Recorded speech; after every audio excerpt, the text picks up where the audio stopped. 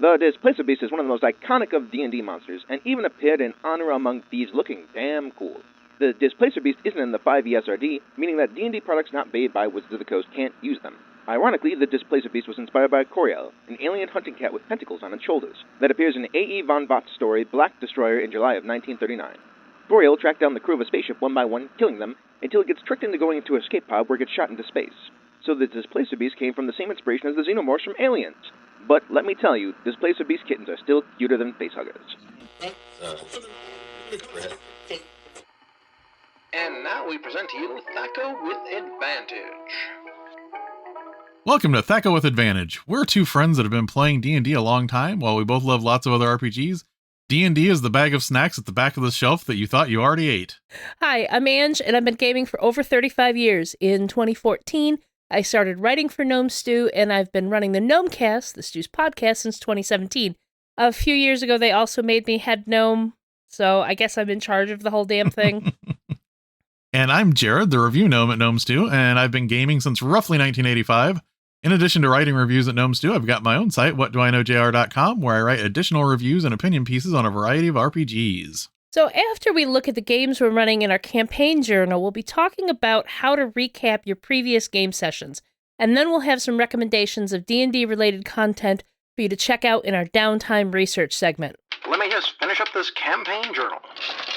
So, the holidays are always the worst for game consistency. Yep. And then after Christmas, I got pretty sick. There's a reason I wasn't in our last episode. So thank you to Chris for filling in for me. But I have gotten to play in both of the Saturday D&D games that my two groups have been playing. Because I've been sick, it's been hard to keep my focus in place. But thankfully, the group as a whole, the two groups, are pretty chill and we support each other. In the campaign formerly known as Underdark, which we haven't been in the Underdark in a while, we continued on in the jungles of Chult. We first helped some devout soldiers defending their encampment against a wave of undead. That was easy enough, so on to the rest of the journey. We arrived at the location, which was a fortress built around a volcano, because of course it is. We conned our way in the gate and were able to make our way into the fortress. Confession time. Because I usually take a back seat in this game, I only just realized this last session that our mission was to find the Book of Vile Darkness and destroy it. It sounds like you could have used a good recap there. There's been a recap, and I knew we were headed to this place in Chult, and it was a jungle journey, but the fact that it's, like this known artifact thing was like, oh, that's what this is. Okay, then. We're very close to where we need to be, and also probably very close to a fight, but it was after midnight, so we basically called it at that point. The City of Coeurl's campaign also picked up. We were in this old abandoned dragonborn city, made our way into one of the major areas, and came across a wealth demon and all its minions that we fought. That was a tough fight, and made me very angry. He took my winged boots. Those are part of my personality. You can't have my... You know how some magic items just become integral to your character? Uh-huh. Those winged boots are part of Dove's personality. He can't have them. And he basically made them disappear off her feet and appear in front of him where he was going to eat them. Luckily, we killed him before that happened. After that, we made our way further into the place. We came across a kobold. We ended up, Anu ended up charming him and convincing him to take us to see his lady, basically the copper dragon that's in charge of the place, which thankfully she did, because those are kobolds designed to be a challenge for 11th level characters. Which meant if we hadn't had somebody to guide us past all of the traps, it was gonna be bad. Kobold ninjas. Yeah. Thankfully, when we met Melistu, the copper dragon, we had a moment of tension where she's like, "You charmed one of my people?" And we're like, no, it was just to get here to see you. It's all okay. So Dove had to step up and be social and charming and calm the situation down. But we explained the situation and kind of came to an arrangement. She would give us the artifact armor that she has in exchange for us helping her defeat the blue dragon down in the valley, and she would get his horde as a replacement, except for the artifact we need from him. So that's where we pretty much ended things, and we will pick up this coming Saturday. I'm actually really, really glad I'm not running right now. Is recovering from being sick. It's just taking forever. Speaking of people that make a magic item part of their personality, it doesn't seem like it would be, but I had a friend that was playing a Cleric of Helm in a long-term campaign, and he had a +4 defender. And I had this great big fight with a Nightshade, and Nightshades in 3.5 can just break magic items. Oh. And I broke his defender, and like that just gutted him, because there was something about it being a defender that played with him being a Cleric of Helm, and it just made sense to him. And it was bad. That's really sad. Mean DM. I didn't kill any players. I killed a sword. So it is the beginning of the year, and I've had some health-related loose ends to tie up. Actually, my wife has had some problems with her heart. She has an internal defibrillator now, so my wife is now a cyborg. But due to having to schedule around that, I really haven't had any games yet in 2024. I did send a message out to my monthly Saturday group that kind of dissolved to try and get them back together again. So we'll see if that works out. That's all I got for gaming so far. I would like to hear what happens with that Saturday group. Because they were having some interesting adventures. Oh, yeah. I was having a blast running for them. And hopefully we'll get back to our game next week. All right. So now we're going to step into the Dungeon Master's Workshop, and we are going to talk about recapping your game session. Welcome to the Dungeon Master's Workshop. I think we should start this with a very simple question, Ange. Why do we need to recap game sessions? To be fair, most of us are busy people with busy lives. As adults, as much as we love gaming, there's a lot that ends up happening between sessions. So recapping helps get everyone on the same page, covers the important highlights of what happened in the past, and let's be completely honest here. Not everyone at the table can commit the same level of dedication to the game as other people. So not everyone can take notes. Not everyone is going to have the ability to remember everything that happened. People have stuff going on, and giving folks that recap at the beginning of session kind of, I don't want to say levels the playing field, but it puts everyone on the same starting space for that session. What's funny about this is when we were discussing this topic, I was thinking about video games and RPGs that I play on the computer. If I don't play something on the computer for like a month or so, I am lost and have to start that one over again. Oh yeah, I pretty much have to start a new playthrough.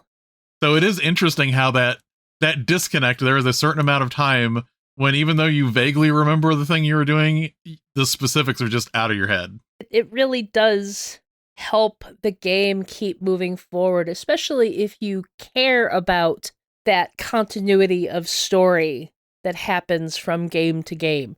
Some people don't care. Some people just want to like get in there and punch some monsters in the face, and they don't really care about the ongoing story. So they're like, whatever. But some of us care a little too much about the story of our games. Some of us write like 30-some page recap documents. It's me. I don't endorse that, but if you want to. When did you first realize that you needed to recap a game session? I'm going to say this happened in the 2000s. I've been in my 20s since the beginning of the 90s, but I won't say I was an adult gamer until the 2000s, because, you know, everything in the early 90s was very college-oriented, and then I had a gap of like 7-8 years of not playing in person. I did a bunch of stuff online with people, but it wasn't the same tabletop RPG stuff. It wasn't the VTT-based online gaming we have now. Yeah. But in the 2000s, when I met my current group, who, if you're interested, I did a Gnomecast episode this past fall celebrating the 20th anniversary of gaming with some of those folks, and it's an episode I'm pretty happy about. That's Gnomecast 174, Gaming Anniversary. Check it out on misdirectedmark.com. Anyway, once we started gaming together, we realized it really helped, those who took notes share what happened, so we're not stumbling into something dumb that we should know better about, or like bypassing an NPC that we were supposed to be finding, or just that type of thing. So did you ever have a DM that recapped and you just didn't think about it? Like they did it, but you never thought of it as something that the DM is supposed to be doing? I don't think so. Back in the day, Tom, my first GM, I don't think he ever did that. I don't think that was a thought in our heads as teenage dirtbag gamers. So speaking of that, though, did you need a recap? Did things just stay fresher in your mind when you were younger and playing? You know what? I'm going to be completely honest here. I have a really good memory. I've always had a really good memory. So I was usually the person in the group who's like, okay, we're here, we're doing this, and we're doing this because of this reason. And I would take my own notes a lot of the times. In fact, I remember being really proud of these goofy notes I took for one of Tom's D&D games and trying to share it with one of my friends in the superhero game. They're like, I don't understand any of this. None of this makes any sense. And I'm like, oh, okay, it's not as charming as I thought it was. Okay, never mind. But I was the person who usually remembered what was going on anyway. So I didn't need a GM to recap because I had the recap in my head. I still have friends who refer to me as the memory of our friend group. Because they'll be like, hey, Ange, what happened at this event? And I'll be like, blah, blah, blah, blah, blah, blah, blah. And just like tell everyone like what I remember about happening at that event. I don't necessarily remember specific details like names and that type of details, but I remember the gist of things and the feelings of things. So I generally didn't need the GM to recap. And I know that my GM in the 90s didn't really recap things. He was much more of an old school GM than I realized. Like thinking back on it, it was very much, even though it was not D&D, it was superheroes, it was very much you are on your own. If you touch the wrong thing, that's your own fault. Very old school in that style of play.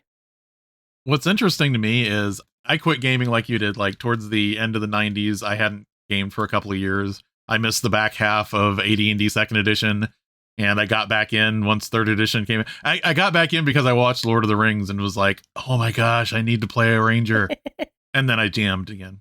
It was probably better off missing the end of the 90s when it came to D&D. Yeah, there was some messes. It was a little messy. But it was really funny because once I started, this was the first time I looked for people to game with that I didn't already know. Mm-hmm. And it really was a lot different because it wasn't this thing where I was sitting there with my friends talking about the game every other day because we're already hanging out. These are people that have their own lives. And most of the time we were hanging out, it was just about the game and it wasn't in between those games. So that's when I started to kind of realize that this isn't the most important thing to them, even if it is important to them. So we may need to touch base and get everybody back on track again. That's a really good point.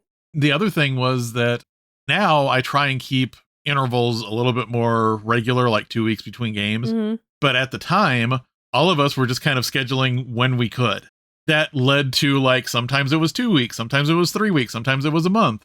I sometimes think that having the variable amount of time, even if it's like 3 weeks one time and 2 weeks the other time, it gets your brain out of that rhythm of thinking about the game and being, invested in it. I think that type of scheduling can work for some groups, but you have to have somebody very dedicated at being the cat wrangler. Yes. And making sure that, the date is found and everyone is scheduled. And I have one group, the membership has changed over the years for that group, but a sort of group that has been able to continue for quite a few years with us playing like that. Mm-hmm. But it's because we usually have somebody who is strongly dedicated enough to that game that they're willing to take the effort to find those dates where we can play. We try and play once a month, but it invariably, like, we played in October,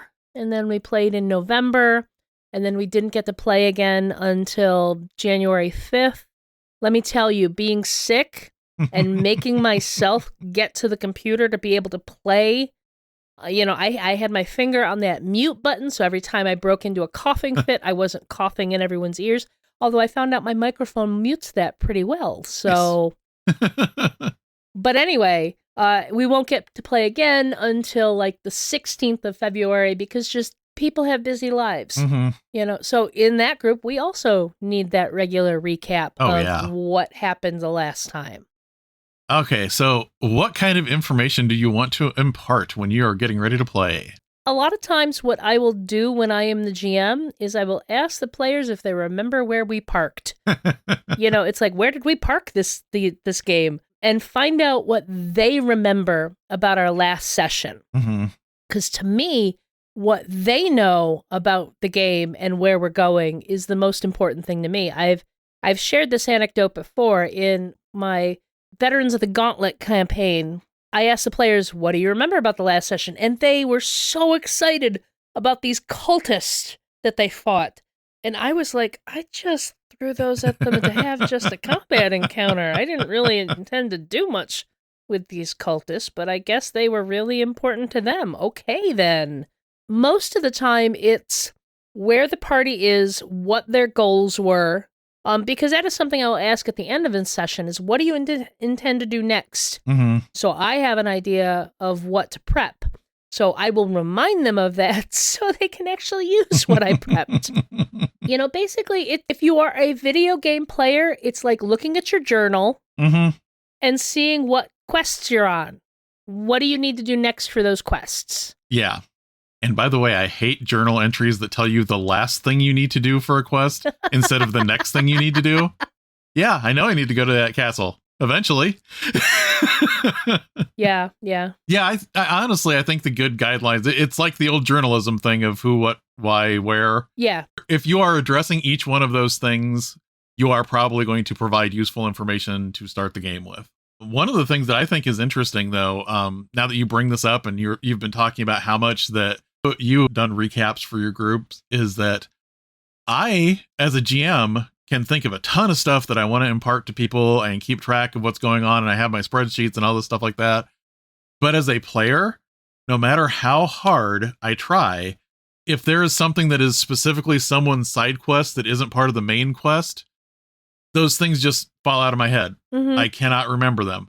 And I feel bad because if I'm, that's part of why I don't want to volunteer to be the recap person, because I may remember the main quest, but I'm going to miss all sorts of side things that person sees as important. And I feel terrible because I can't remember what's going on with them. Yeah, I could see that. I could see that being an issue. I don't know that I would say, I would tell you don't feel too guilty about it, because it is up to the individual player to understand what they need for their character.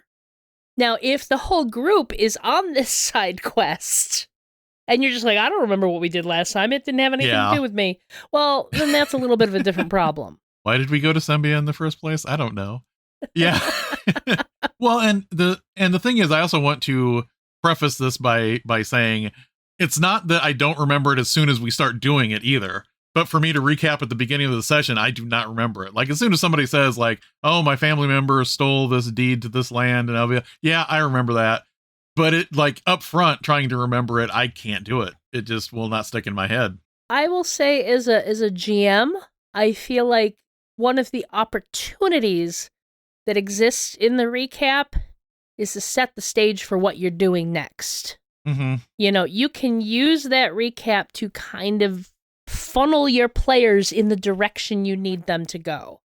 We want our players to have agency and make their own decisions, but there are times that the players want to be, I have a ticket for this ride, make it fun. So they're going to be okay with you kind of, as long as it's an enjoyable, engaging thing, funnel them towards where you need them to go. I was going to ask this a little bit later in the discussion, but I'm going to pull this forward because you brought it up.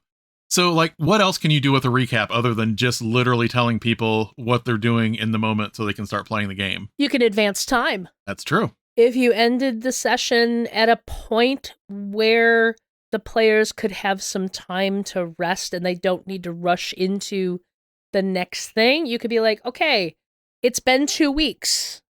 And, let them maybe have some time at the beginning of the session to talk about what they would have done in those 2 weeks. But here you had 2 weeks of downtime. What are you doing? Mm-hmm. As I said, you can set up where you want the players to go. You as the GM can prepare materials, handouts that reference stuff from the previous adventure that lead them to the next one. There's a lot of different things you can do with the recap to just make it more engaging for your players, but also make your life easier as a GM.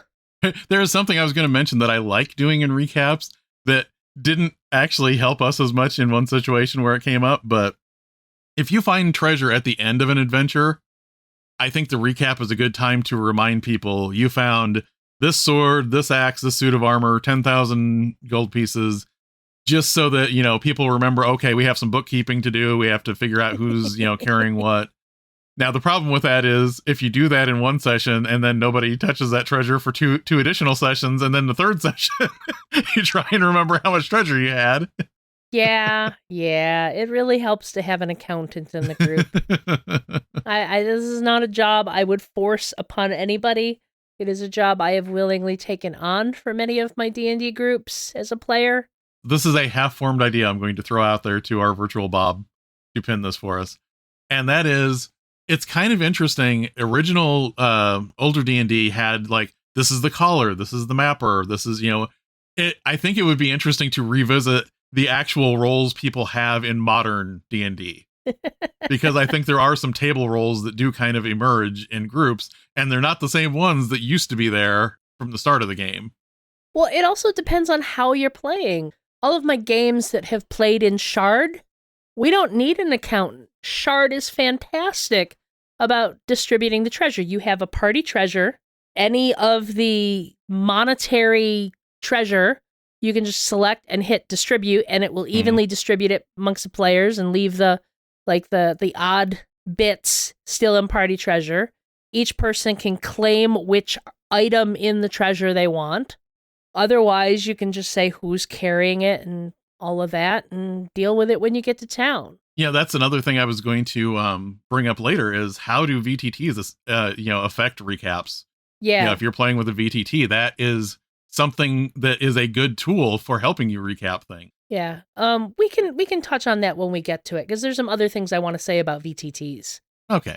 So how much information is too much information when you're recapping? If your players' eyes start to glaze over, if they start building dice towers, if they start, I don't want to say if they start doodling, because I have players who concentrate better when they're doodling, but if you have obviously lost the attention of your players, you've given too much. I try not to give out too much. Like, you don't need the entire history of Yarazaza and her political dealings with the Dragon Empire and how there's a silver dragon that ruled this area before her that got killed and all that. You don't need all that. So I'm not going to recap all of that. But there are times when there may be something that was relevant like 5 sessions ago that hasn't been on the front burner that I might throw in there just to remind you, like, way back before you started doing all these side quests, there was this thing that was boiling out there, and maybe it's time to check on it. I was actually thinking about that because at the beginning of the campaign, you had us create some NPCs. Mm-hmm. And this wasn't anything that I put thought or energy into. It was like on the fly. Here's an NPC. You brought her up again recently, and I was like, who? Okay, yeah, I remember creating her. There are a lot of things that can happen at the beginning of a campaign that you ask for player input on that may not cement into their brains as much as you think it should or would. Yeah. So it helps to, like, if you are going to be bringing up NPCs from their past, you may want to reference where those NPCs are from. Yeah, and I think sometimes it's also worth, like, what I'm thinking about bringing up older stuff into a thing is hey, remember, you guys realize that you have a bounty on your head and there's an assassin looking for you. Like, you haven't run into this assassin for 2 sessions, but maybe you want to remember that, even though it may not be an immediate problem. Yeah. So how do you usually deliver information? Most of the time, it's just at the beginning of a session, it's an informal discussion about what happened last time or what they're planning on doing next. Some stuff, it is useful to have a repository of information for your campaign. I love being able to go to a resource that lists all of the NPCs that we've dealt with or all of the places we've been. I've been using Kanka.io for my Depths of Zendrick campaign. I've been using Goblin's Notebook, and I like it. The only thing I worry about is there are ways to show people things that you want them to see and hide other things. And I'm always paranoid that I'm going to forget some of these things. And here's the end of the campaign, everyone. There you go.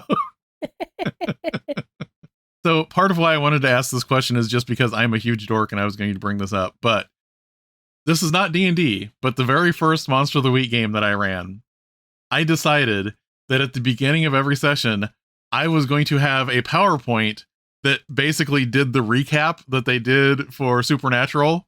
So I would have like a picture that was thematic to what they did show up on screen. And I would have some like classic rock thing playing in the back of the image as these things were popping up. And I was such a dork when I did that, but I had fun doing it. I mean, I'm personally very fond of Nograt's diary that was the recap mechanism we had for the Storm King's Thunder campaign we briefly played. The one thing I was worried about that is I was intentionally writing it from his perspective. So I was kind of afraid that other people were going to read this and go, I don't know why he's worried about this. I don't know why he cares about this. There was another thing that I did for our recaps in our Eberron game when you all worked for the newspaper. And that was I framed the opening narration as like a newspaper headline. And that's what we kind of had for our recap that started the game off. I did something similar. Well, not exactly the same thing. I did something like that for an East Texas University campaign where it was the school newspaper. And I put like references to things they did in the last session, but also articles that referenced stuff that they were going to be dealing with in the future. It like a couple of small little blurbs talking about things they had done in the past, but then the headline article was about the star quarterback of the football team, Go Ravens, and some of the weird things that were going on with him that they were going to be dealing with very soon. So it was kind of like this cute, kitschy way of sharing information that they've dealt with and stuff they're going to be dealing with in a very thematic way for that game and campaign. I think one of the things that you can use to deliver information is effective, but it has its drawbacks. And by that, I mean email. Because when I first started realizing I needed to recap things for people back, when I started playing in the early 2000s again, email is what I was trying to do to keep everybody going. And the problem with that is email is great. You can put your bullet points in there and say, hey, we're playing tomorrow night. These are all the things there. But not everybody checks their email. Nope. And sometimes when somebody is busy and they have a bunch of other things they're doing, they see that the email came from their DM and they're like, that's low priority. Email is what I look at for work. And that can be an issue if you are using email for something like that. I think it's important to understand that not everybody at the table is going to be able, and I said this at the very beginning of the session, the episode, not everyone is going to be able to commit the same level of energy and commitment to the game. And I don't want to fault anybody for this because right now, everyone I game with is somebody I enjoy. If they didn't have time to read their email and remember stuff, it's okay. We can have that 10, 15-minute recap at the beginning of the session to talk about what happened and where we're going. Because once they're at the table, they're at the table. That's what I really care about. I have done things in the past where, as a GM, I have emailed my players questions about things I want to know about their characters and what their characters want, so I can better craft the game towards them, because I'm all about the characters. Mm-hmm. The world is there. It's whatever. I'm about the story. I want the ensemble cast. And sometimes I'll get people who will email me back, a nicely written several paragraphs detailing what they want. And then I'll get people who I can't, it's getting blood from a stone. Mm-hmm. I just cannot get them to respond. And you have to find a way to balance your effort with the game with what they can give you for the game without just excluding them. Yeah. You can have your players that are your rainmakers and your people you can throw stuff at and they'll respond to awesomely, but you don't want to ignore everyone else at the table for that, because that just makes it compounds the issue and makes them even less interested in the game. Mm-hmm. So you can do recaps by email, but you can't count on everyone to be able to take the time to read them during their week. The other thing that I was going to bring up is I have not done this myself, but friend of the show, Brandon Stoddard, in his campaign, he has in his Discord, there is like a channel for scheduling games, and then there's a channel for basically characters to mention what happened, because that is a round robin game where there's different people going on adventures every time it's scheduled, and we all belong to the same mercenary company. So that is kind of recapping not just what someone did in their adventure, but also, hey, we were at that tomb that we're exploring, and there's this thing there now. So you might want to look out for that, which is really kind of an interesting addition to normal recaps, because things are moving behind the scenes even when you're not playing. All right. How does having a bigger gap between game sessions affect what information you want to recap? I wanted to bring up, so my groups, we tend to, especially with the City of Couerl's campaign, we have taken long breaks between chapters of the game. As you said, that requires a different type of recap to get everyone back up to speed for the start of the campaign. Now, this is a campaign that everyone is highly invested in and loves, so it doesn't take all that much anymore. But when I restart my Depths of Zendrick campaign, we're going to have a longer conversation about why you're here, what happened in the past, what types of things are going to be coming up again in the future. These are all things we really need to dig into. Now, if you've got a game that you are trying to play every other week and life gets in the way and it's been a month and a half since you last played, okay, that also requires a little bit more of a recap. I was supposed to be playing a game tonight, but we missed Christmas because it was Christmas. And then after New Year's, I was sick. And then the week after New Year's, I was still sick. And then this week, one of the other players is sick. Well, yeah, not only is it the holiday season, it is also you're going to get hit with some kind of crud season. So let's just call it Flovid. Yeah. One of the things that I think is handy is if you have a certain campaign framework, sometimes that makes your recapping a little bit easier for all of you, except for, when you guys started doing your side quests to, resolve all of your personal things.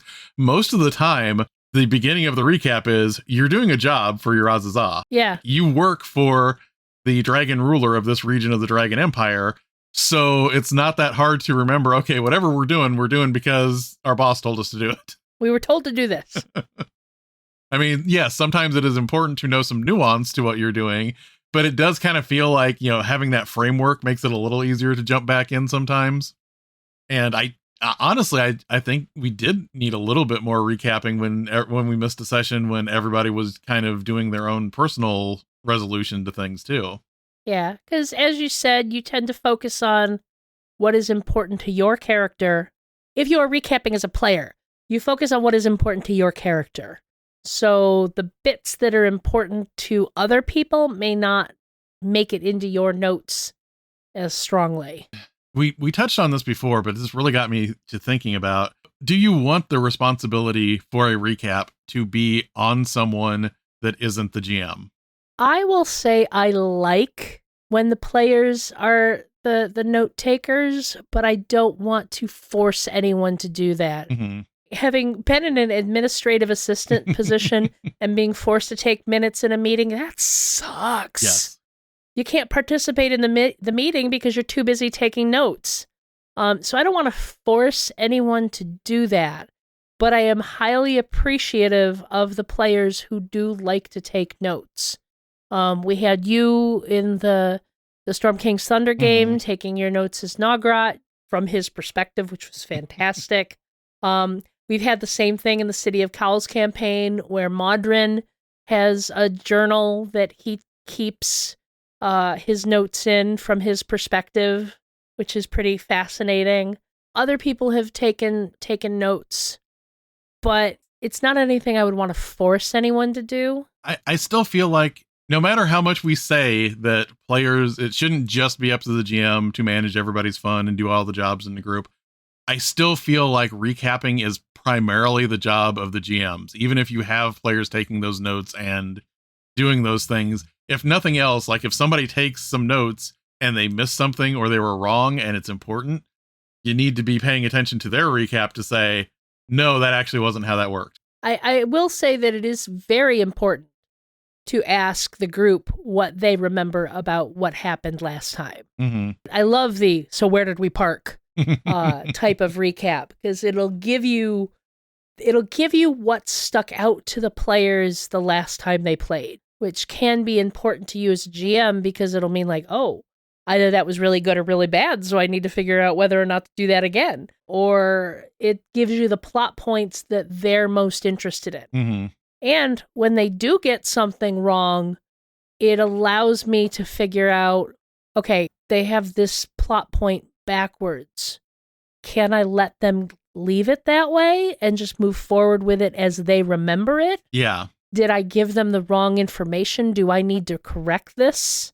See, that's an interesting thing to me because that kind of goes back to that whole old school versus modern mentality, because you would read, like if you read like first edition, even some second edition sources talking about running a game, if your players got the wrong idea about something, you let them keep the wrong idea. You know, it's their job.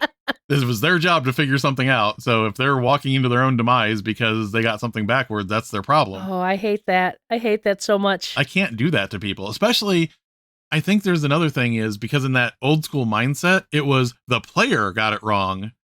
But I always stop and think, but their wizard has an 18 intelligence and they were researching some magical artifact.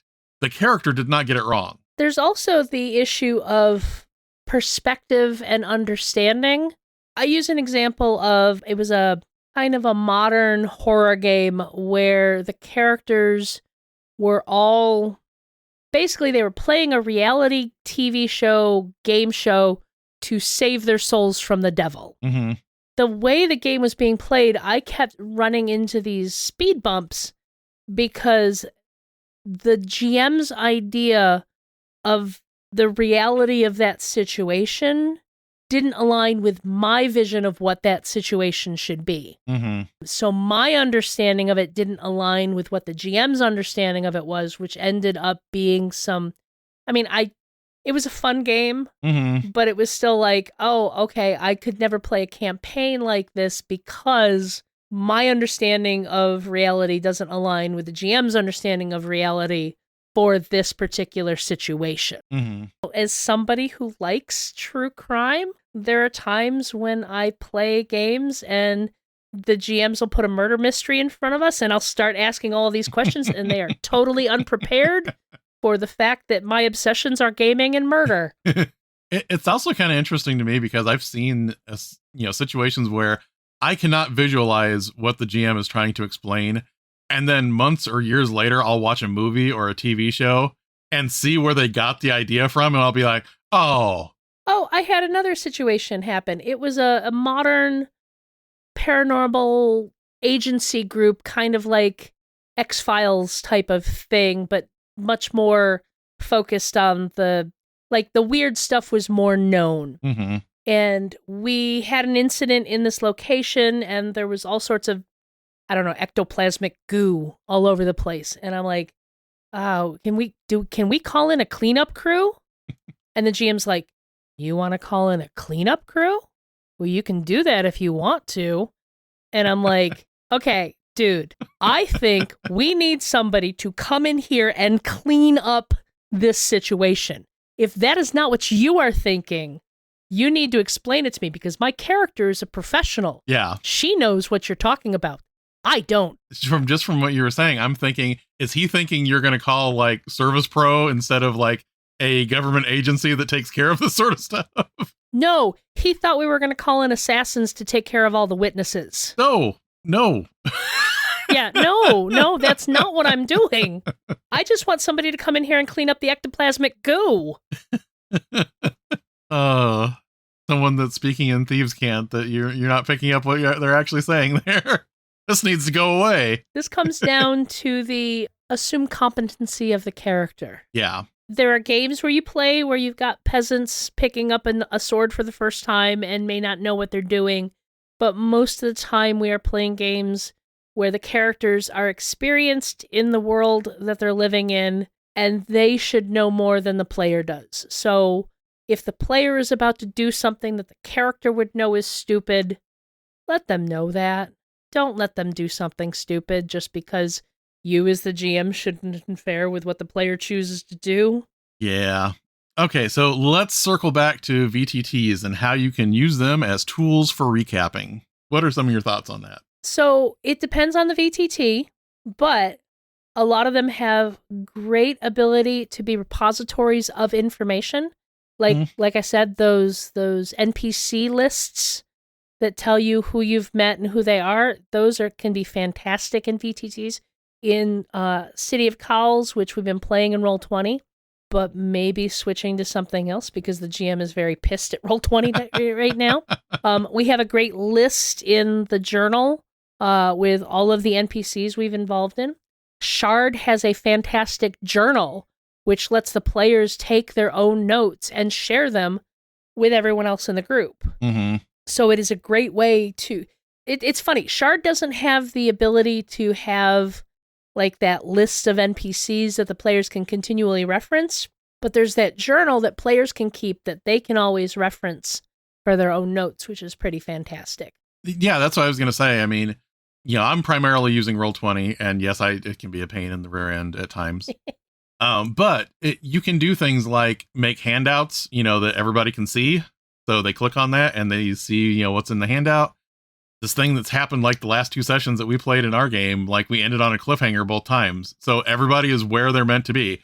Everybody is lined up, ready to fight the Chimera, and everybody is lined up this time seeing the Cthulhian fish monsters coming up out of the out of the water at them.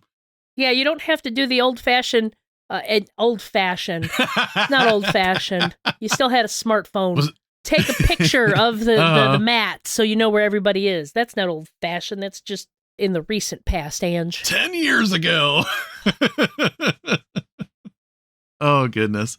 One of the other things that I noticed that's kind of handy for me, like if you have that cliffhanger, I can roll all of the monsters initiative, and that's just, then I'm not stopping all of you when we're getting ready to go and saying, okay, I got to roll this one, so I can have that in there and ready to go as soon as all of you show up. Shard's fantastic because it does all of that for you.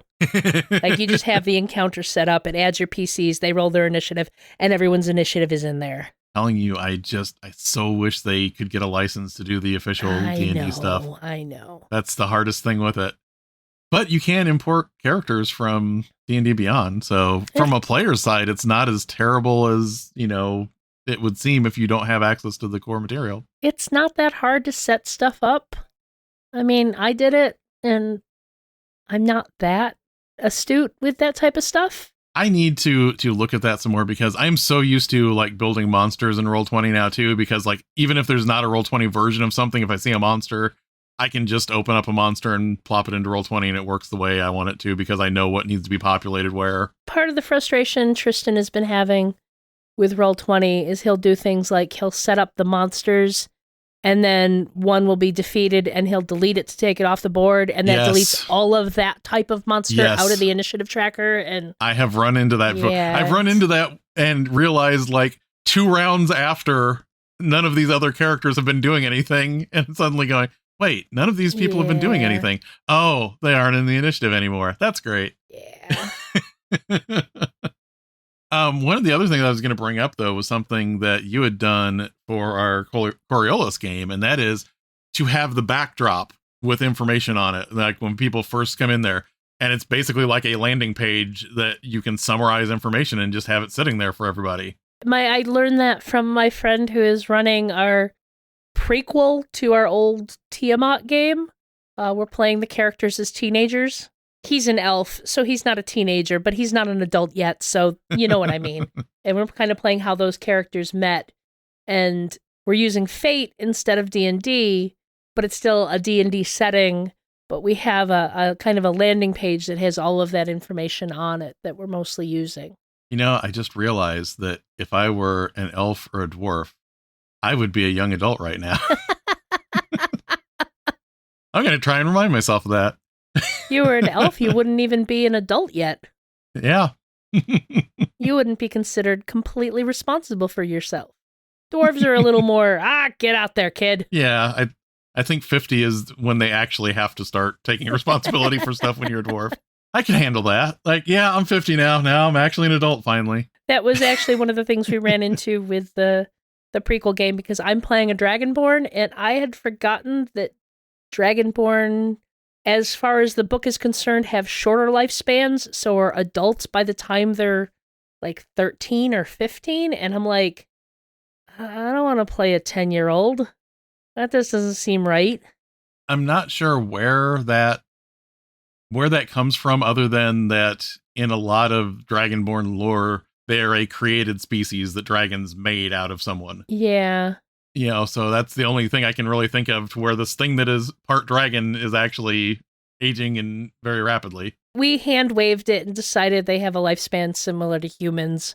So she's like 16, 17 instead, and more like an actual teenager instead of a, wait, what do you mean I'm 10? That doesn't make any sense.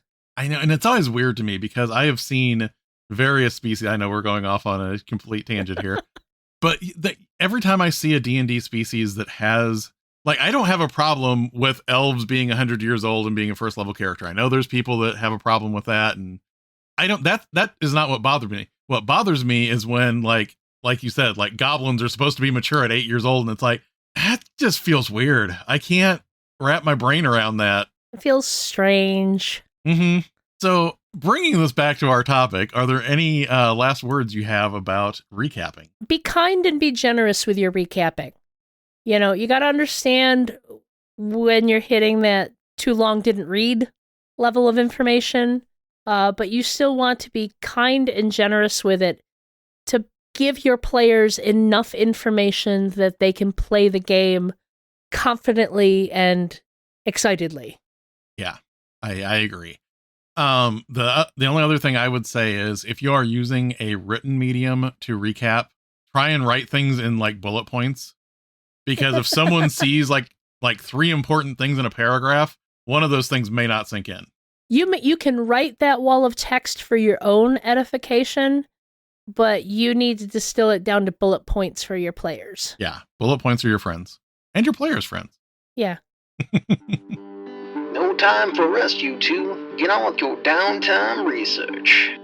So moving into downtime research, every episode we're going to look at something related to D&D that we want to pass along to our listeners. It might be products, websites, videos, podcasts, but it'll always be something we think will enhance your D&D experience. I started playing Baldur's Gate 3. I'm so excited about this. I know I'm late to the game. Okay, I haven't started yet, so this is funny watching you jump on board and having all these messages waiting for me when you talk about things you just did. I got access to a PS5 around Thanksgiving, and first I had to replay Horizon Zero Dawn and Horizon Forbidden West so I could play the Burning Shores DLC properly. And I just finished that the end of last week. And over the weekend, I installed Baldur's Gate 3, and I've made my TAV and started playing, and I am enjoying it, and I have some article ideas brewing in the back of my head for Gnome Stew. But one of the things I thought was interesting is there's a point where I came across a thing and it looked dangerous and weird and magical, and I could interact with it, and it's like, do you reach out? And there was part of my brain that was like, if this were a D&D game in the 80s or the 90s, this would be a trap where the GM was going to kill me. Oh, wait, it's not then, and you only live once, and I can reload my save. Okay, yes, I reach out. And it's how you get one of your companions. Yeah. But I could have missed it if I decided to play in that paranoid, don't touch anything idea that some players got from playing in the 80s and 90s. Show me on the doll where the DM hurt you. What's funny to me is I don't think I have seen this in a video game before. I see so many things where the voice actors for Baldur's Gate are posting it in different, people have interviews with them, and they're making their own videos in character and posting them, and it's just been really funny watching that, especially from the outside, where I'm going, okay, I kind of know that's the Githyanki. Well, the actor who voices Astarion won Voice Actor of the Year at the Game Awards, so he's doing something right. I love his little side comments. I don't even need him in the party because I'm playing a bard, so I can pick locks my own, but I still have him with me because he makes the most delightful side commentary. I mean, that's one of the things I loved about Dragon Age, was if you had the right people in the party and you got them like bickering or, it was great. I will say it is a game for mature players. I think there are some settings where you can put it so it's not as thirsty. But it is a game made by Europeans. They don't hold back on the horniness, okay? So if you are a gentle, innocent American, you may be surprised at some of the things that are available in this game. All right. On that note, we'll talk about another adult D&D related thing. So one fantasy comic that I have loved in the last few years is Rat Queens. And it is a comic that follows a group of women adventurers in a very D&D-ish fantasy setting. There's a huge helping of mature content and humor in the setting, but there's also some great character arcs, like the party's cleric, Dee, coming to terms with her youth in a cult, or Vi, the party's dwarf fighter, who's rejecting, her father's traditional views on dwarven women. And the last year was the 10th anniversary of the comic. And the final Rat Queen story was published last summer. However, in February, there is going to be a Rat Queens omnibus coming out with every single issue of the comic collected. And I've only ever owned the digital versions of the comics, and I'm really looking forward to having all of them physically. I need to know about this when it's available. I know, it's... I may have a birthday in February where I could leverage getting some things like that as a present. I love Rat Queen so much. I mean, I am shocked that there are not more D&D memes based on things that happened in Rat Queen.